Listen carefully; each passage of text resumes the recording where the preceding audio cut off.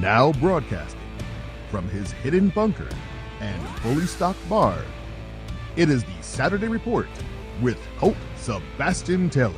Thank you and welcome once again, my friends, to the Saturday Report with me, Colt Sebastian Taylor, adventurer, entrepreneur, and amateur ne'er-do-well. Welcome to AWSM Radio, an independent digital-only radio station that plays today's best music, old school classics, along with a rotating cast of all-star DJs. AWSM Radio focuses on mainstream artists, independent artists, along with a variety of interesting talk and music shows throughout the day. All we do is entertain, inspire, and inform.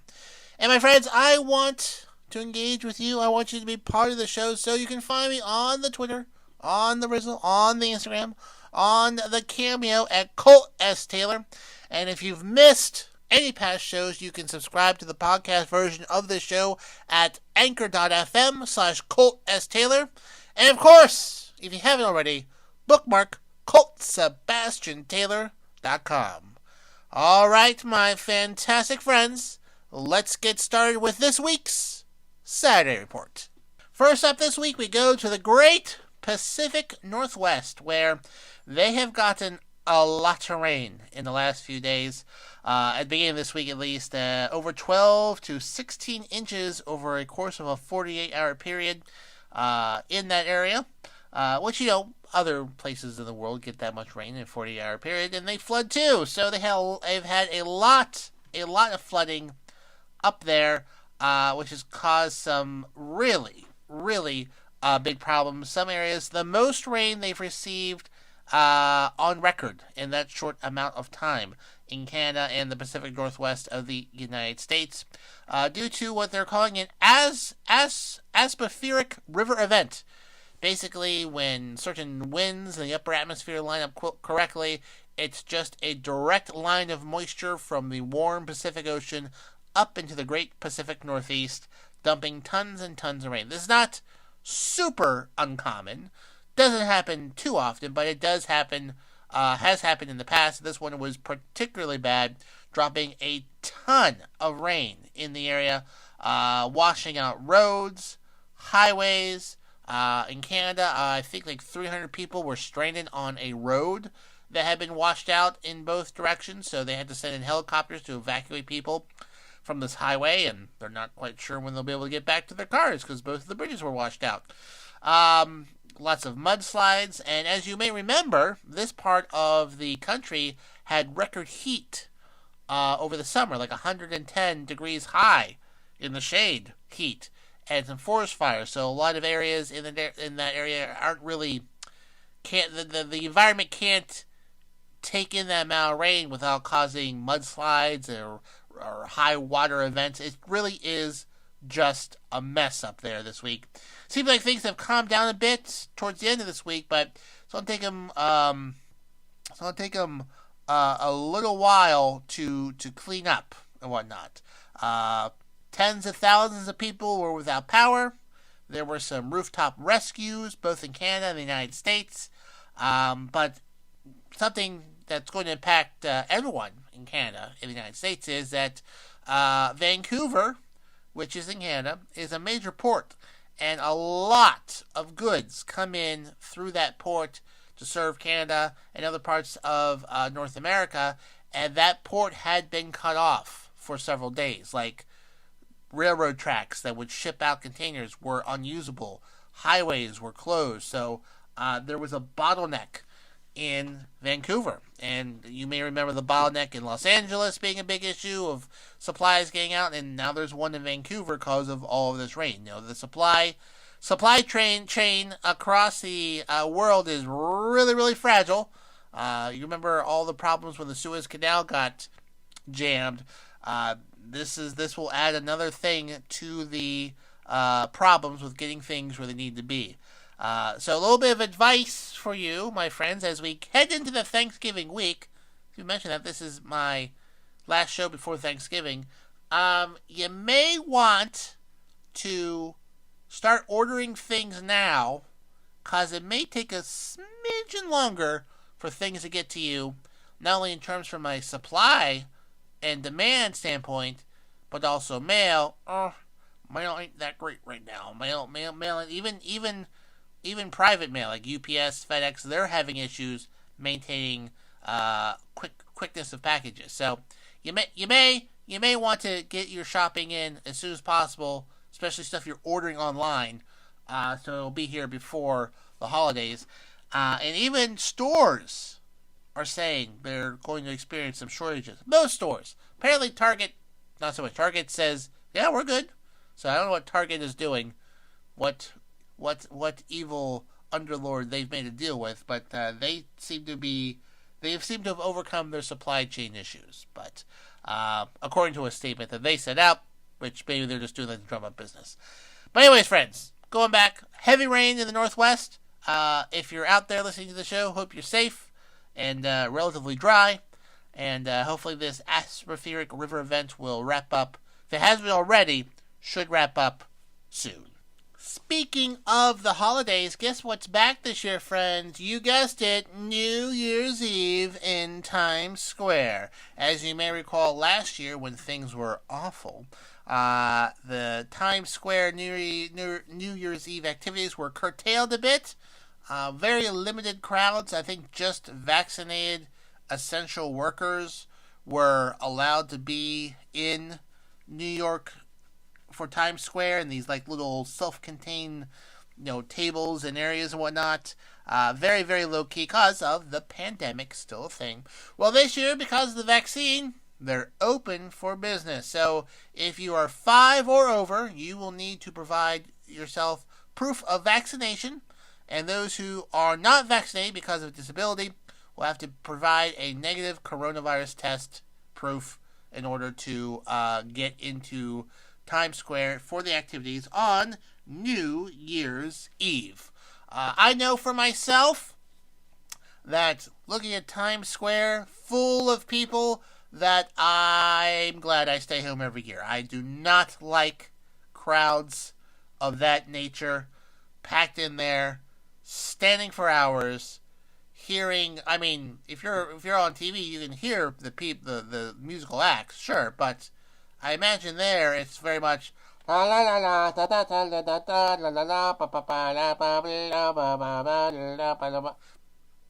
it's not that great sounding. Much like watching a football game. Sure, you can watch it live. You're gonna understand more what's going on if you're watching on TV. So happy for those who want to go. Hey, more power to you, as 2022 is just around the corner. But I will once again be staying home, having myself a bottle of champagne. We're on the couch with my lovely, lovely boxer Willow, and just watch the ball drop, clinkety clink, send a few texts, off to bed, cause some of us have to work in the morning. Yeah, I'm just saying, some of us have to work in the morning. Although I think New Year's Eve is actually, now that I think about it, New Year's Eve is a Friday, so you're probably not working that hard Saturday morning. So yeah, maybe I'll have 2 bottles of champagne. But anyways, if you're looking to go to Times Square for New Year's Eve, get yourself vaccinated, or I guess proof that you can't get one, and then a negative COVID-19 test, and then you can participate in the festivities for the magical time of New Year's Eve ball drop, which, again, nothing that I would actually want to physically attend. Speaking of the holidays, and as I mentioned just moments ago, this is Thanksgiving this week on Thursday, as is the traditional time for Thanksgiving. You also may have noticed, if you're making a Thanksgiving meal, that prices have gone up. Overall, a Thanksgiving typical meal is up 14% compared to 2020.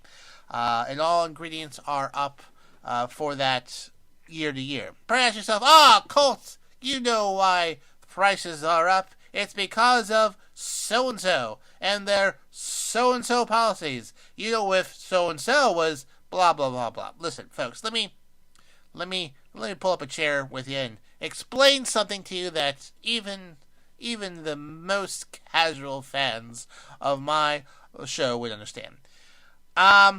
Compared to last year, a lot of people didn't do a lot of stuff. This year, a lot more people are doing a lot more stuff. Therefore, there's more demand for things. And the folks that make those things aren't quite up to speed yet to get those things to us. Supply and demand. So, turkey farmers, they're still getting things moving on their end up in full. So they don't have as many turkeys, and people are kind of going overboard and buying more turkeys than they really need. So therefore, turkey shortage. Therefore, more expensive turkeys. But that's just like the end product. The whole process of getting turkeys and things has become more expensive. Corn, which is fed to animals, turkeys that make the turkey dinner, corn has doubled in price in the last 12 months. Okay? That's why a lot more people want a lot more corn. Ethanol that's gone up, which is also corn. Okay? I find the folks that complain the most about prices are also the same folks that say we need to support our farmers. The farmers, the agricultural sector is what built this country. We need to support our farmers. Well, doubling the price of corn is supporting them. No. So, that's just the way it is, folks. The more people want things, the more expensive they are. And until said providers can catch up with demand, things are going to be expensive.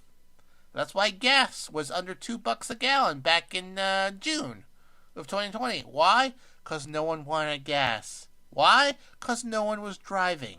Okay? There wasn't anything magical that anyone did. Simple math and science. Now, everyone wants to drive. Everyone wants to go somewhere. That's why gas is up. There's other factors too, but that's the main reason. It really is. It really is. Speaking of Thanksgiving, though, also another topic, the FCA, well, the folks that keep track of flights are predicting this year's holiday air travel is going to be near pre-pandemic levels, which is good too, that people are getting out and about, etc., etc. Good for them. I myself, not traveling, but that's expected to be high. But also there are shortages in that area as well. There are shortages of pilots and flight attendants. One, they're being overworked because some have retired. And two, people are dicks on planes. The rate of instances of people being rude, violent, punchy, and having been removed from a plane are way up over the last 2 years. So that is also, people just don't want to deal with it. Like, I stopped being a teacher because I got tired of dealing with stuff and moved on with my life. A lot of these flight attendants are doing the same thing. And if there's no flight attendants, guess what, Skippy? No in-flight drink service, no in-flight food service. That's it. So, once again, folks, you may think you have some sort of hidden, written, constitutional amendment to be a dick to people. And in a way, you do. You do. You can certainly do whatever you want in this country. However, freedom of whatever does not mean freedom of consequences. And if you decide to get all hippity-hoppity mad on an airline because a steward or stewardess tells you to put on a mask, fasten your seatbelts, not be a jerk to other passengers, then you'll get kicked off. In fact, my favorite video I've seen lately of someone being thrown off a plane is someone, before a flight, turning on a personal Bluetooth speaker on themselves and give like a mini TED Talk to the passengers on the plane about why they shouldn't have the vaccine and take their masks off, and that if they all stick together, then they can't enforce the mandate. Like people had paid to come and see her. She got her ass hauled off the plane by like 5 police officers, and something tells me just gonna go off on just a guess here. Probably not get the airline points for that flight. So, anyways, Thanksgiving's coming. Expect higher prices, travel delays, because people are out and about. And try very, very hard. I know it could be hard for some people. Just try to be a smidgen nice to each other, okay? Give people just a little bit room, just a little bit to annoy you, and then you'll be okay. You don't want to be that guy in the viral video. Just saying. Now, if there is one person I would love to travel with, it is my pal, DC. He's a DJ. He's our in-house DJ here on AWSM Radio, and he mixes it up every Friday night at 9 p.m., Sundays at 10 p.m. You do not want to miss out while he's smashing it on the ones and twos, kicking the beats from his South Florida compound every single week. I'll tell you what, he is just fantastic. An amazingly talented DJ, my personal friend. So listen to DC live in effect Fridays at 9 p.m., Sundays at 10 p.m., right here on AWSM Radio. Moving along, folks. So I mentioned that there is a bit of a shortage of turkeys here in the United States. But in Hong Kong, something they have a surplus of is boars. Yes, wild boars. Not exactly the first thing you think of when you think of Hong Kong. But, yep, they have a wild boar problem in that city. There is an estimated roughly 3,000 wild boars in Hong Kong, and they are attacking people on a more frequent basis. Apparently this last week, a police officer was knocked down and bit in the leg.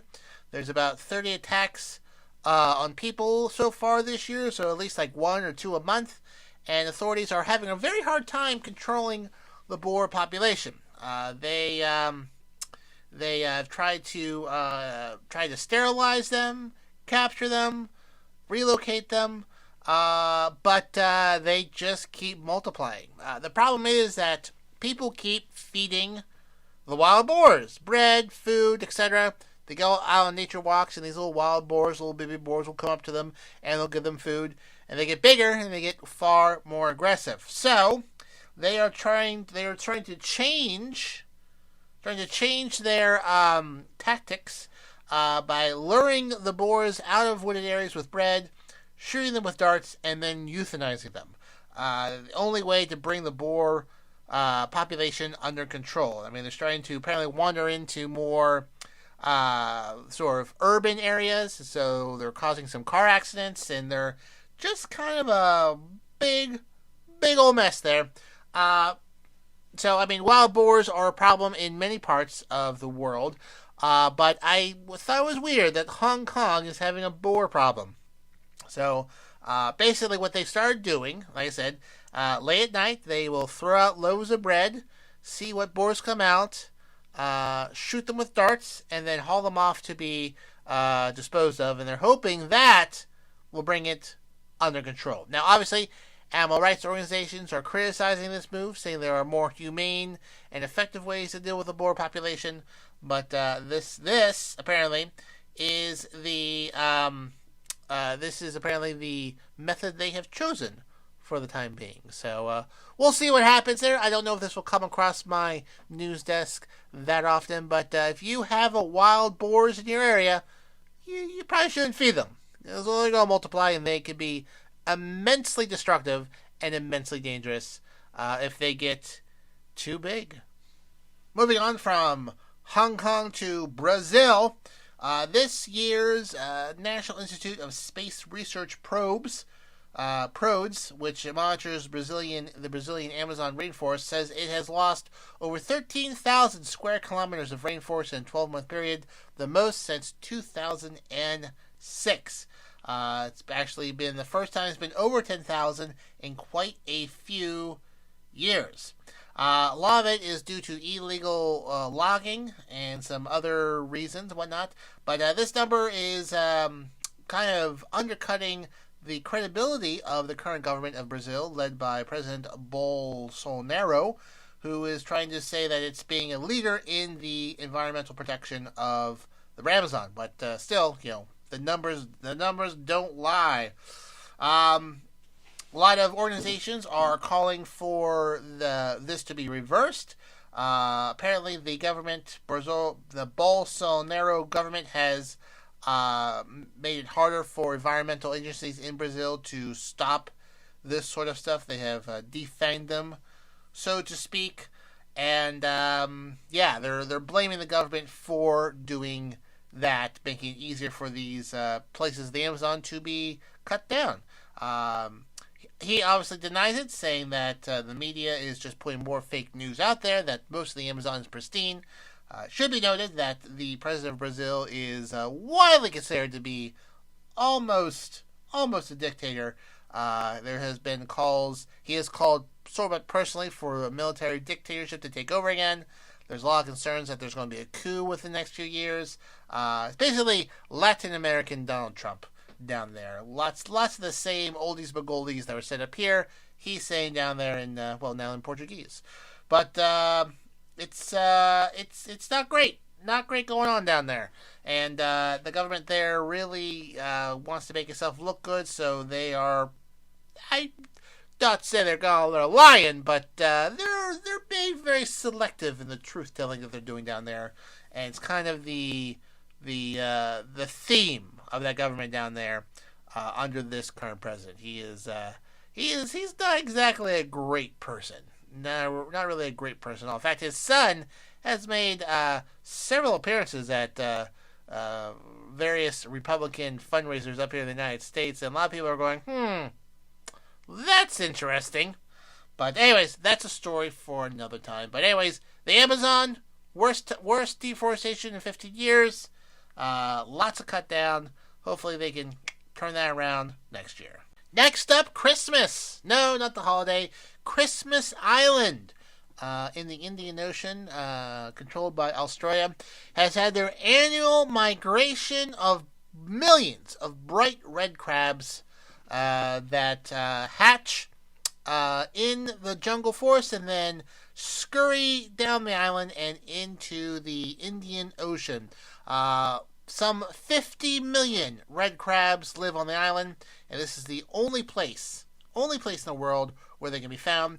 And their sort of mass migration into the sea is a phenomenon that's determined by the phase of the moon, according to the Australian officials.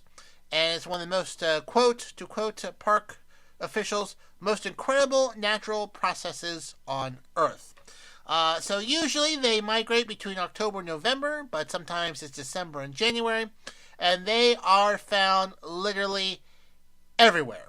Some roads on Christmas Island are closed this week, so crabs can move across roads unaccosted.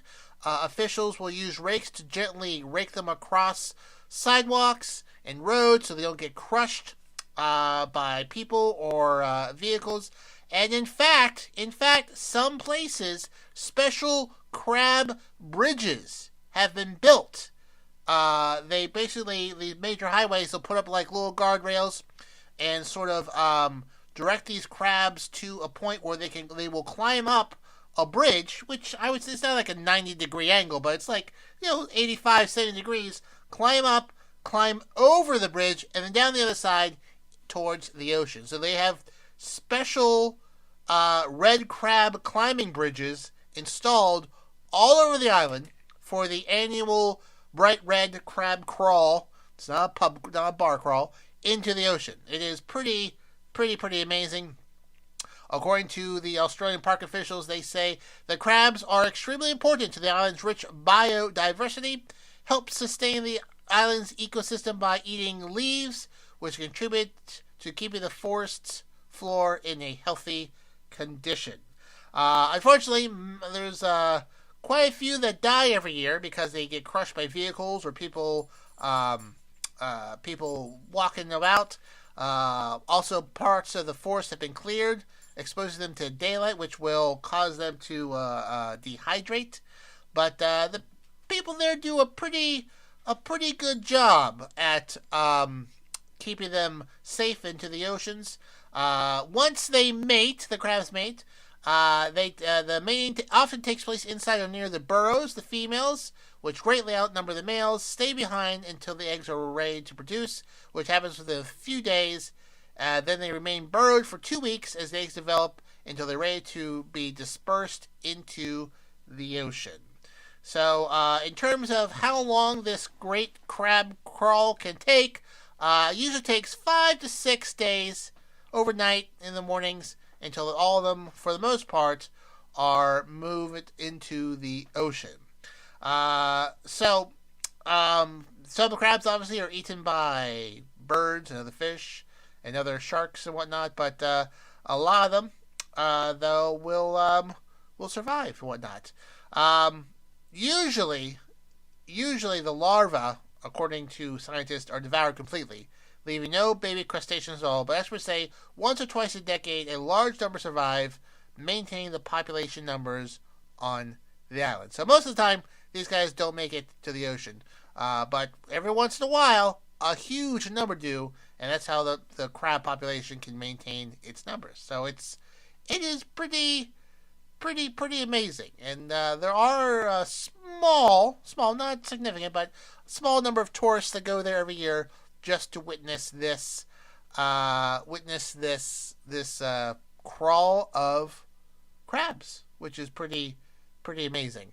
It's hard to judge when they're going to come up. So they can pop up in a formative period, so you can't plan to go there like you would plan a lunar or solar eclipse or some festival. You just kind of have to take your best guess possible and go visit this remote island in the Indian Ocean. So anyways, this week, the Great Crab Crawl of Christmas Island began, and so far it looks like it's been fairly successful. Although you may have missed witnessing the in-person crab crawl of Christmas Island, you will not have to wait an entire year to this next great thing. It's the Rock Sessions, because it happens 5 times a week. It is our drive time show here on AWSM Radio. And my pal Rocks, the lovely, beautiful, smart, intelligent Rocks, will make sure your evening commute home is fun, featuring the hottest music on the charts and some other surprises in between. She will make it rock style, Monday, Tuesday, Wednesday, Thursday, Friday, 5 p.m. to 7 p.m. here on AWSM Radio. Fun fact, there's also no stopping Rocks when she wants a snack, so the studio has installed special Rocks bridges that she can climb up over and come on the other side safely, so no one can get in her way when she is feeling peckish. So little fun fact for you. Fun fact. So catch the Rock Sessions Monday through Friday, 5 p.m. to 7 p.m. right here on AWSM Radio.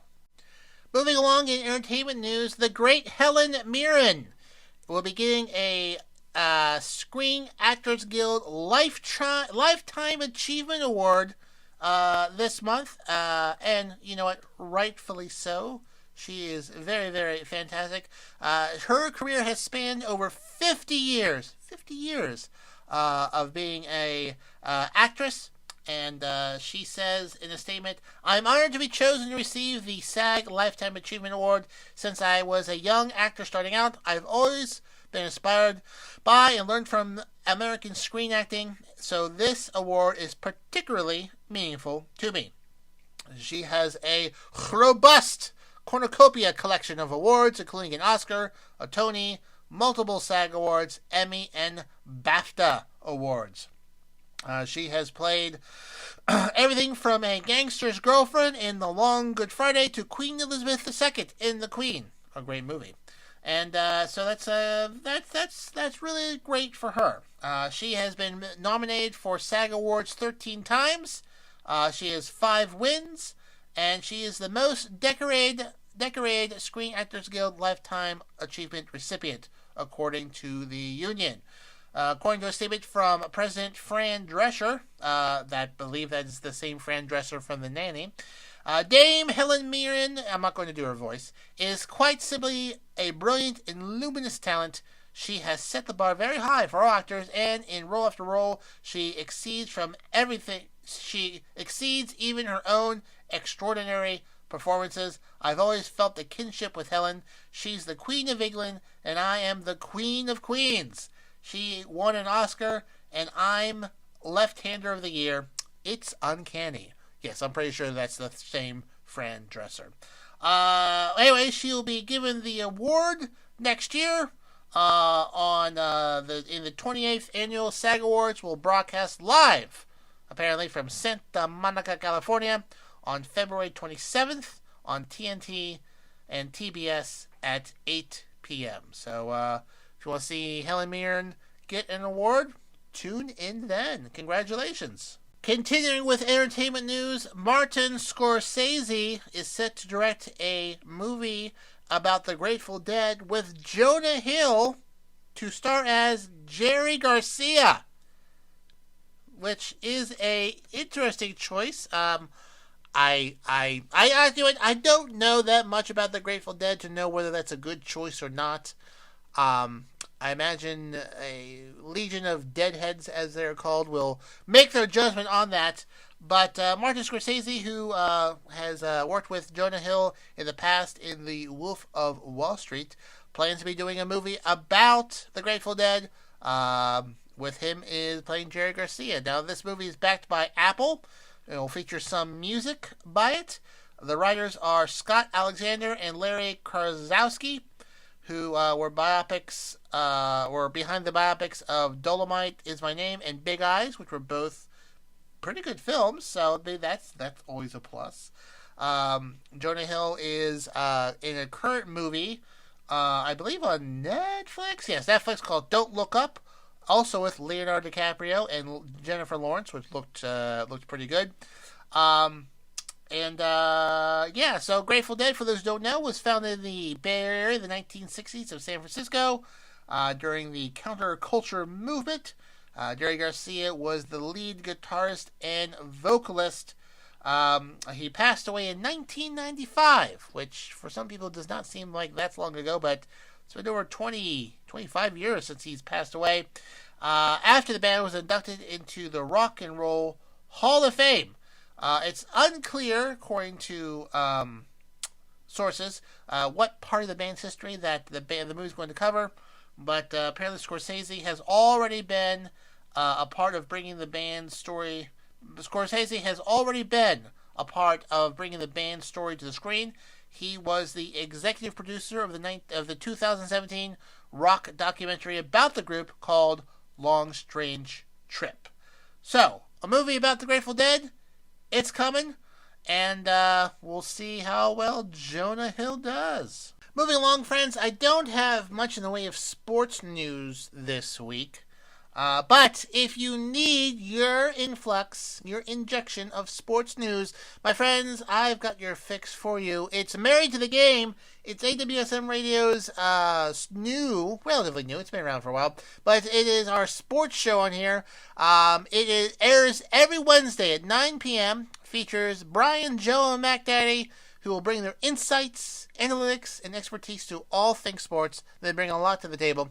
And what kind of sports show would it be without a little trash talking in between said subjects? So you need to tune in to catch up on all things sports for the week. Follow them on Instagram. Joe at Turn Up the Jets, Nick at MacDaddy Ryan Show, Brian at bolstered_up_sports. Really hard to read that name every week. And then the show itself at MTTG Radio, Married to the Game Radio, all on Instagram. Definitely must follows if you're on the gram. So listen to Married to the Game, Wednesdays at 9 p.m., right here on AWSM Radio. Moving along to the world of health, CVS. Seems like there's a store everywhere, isn't there? Well, over the next 3 years, there's about to be 900 less. Yes, CVS said over the next 3 years they'll be closing round about 900 stores across the country as shoppers begin to shop more online. So they're turning their focus more into the digital growth related to their stores. Closures will start in the spring of 2022, so next year. On the news, their shares rose 2%, of course. Shares are up 40% this year. Overall, total market value is over $125 billion, with a B, billion dollars. Overall, the closures will represent about 9% of CVS's total stores. They have nearly 10,000 stores across the country. They're not saying yet which ones will close, and they did not say how many employees will lose their jobs, but they did say they will help them find different jobs in the company at a different location. So they said they're moving more to the more digital growth of pharmacies and whatnot. They are kind of making these sort of like health destinations. They're going to be basically turning them into like 3 different kinds of stores. So they're going to have right now they have about 1,000 minute clinics where you can come in for sort of minor urgent care needs like common colds, sore throat, flu shots.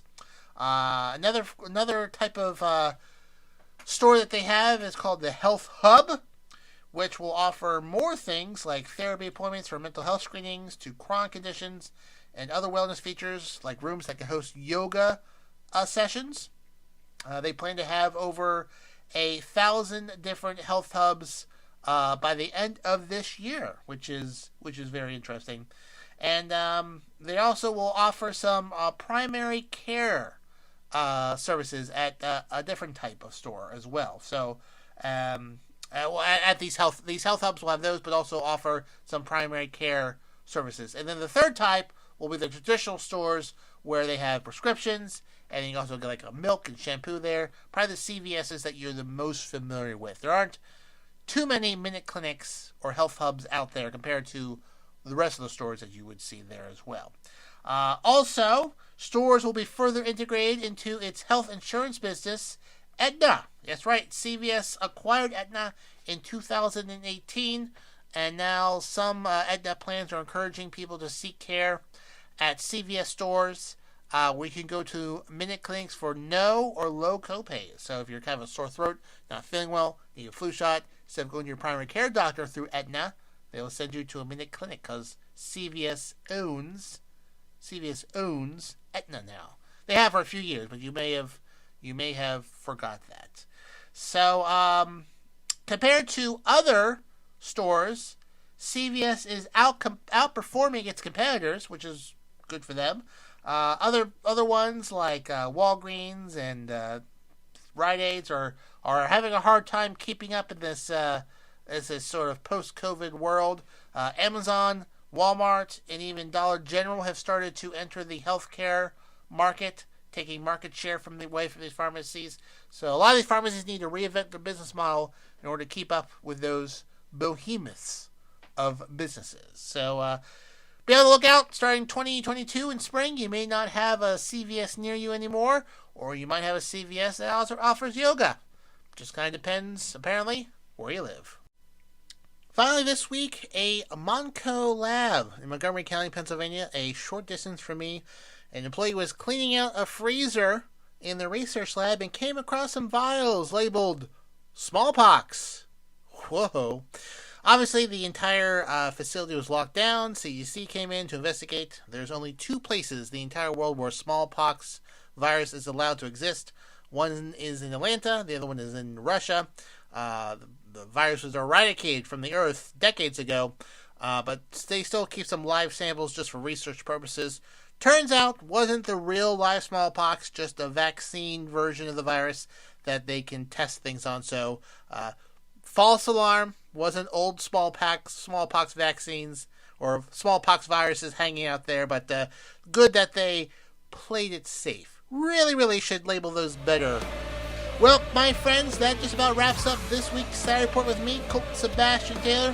Thank you so much for joining me here today. Remember, you can find me on the Twitter, on the Rizzle, on the Instagram, and on the Cameo at Colt S. Taylor.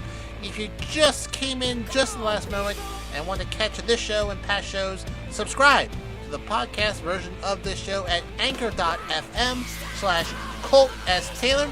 And if you think there's a story that I've missed, hit me up on my social media channels. I'm more than happy to cover something for you in the coming weeks to come. And finally, of course, bookmark ColtSebastianTaylor.com for all your Colt Sebastian Taylor needs. Well, my fantastic friends, until next week, I am, of course, your friend, Colt Sebastian Taylor, and I'll see you later.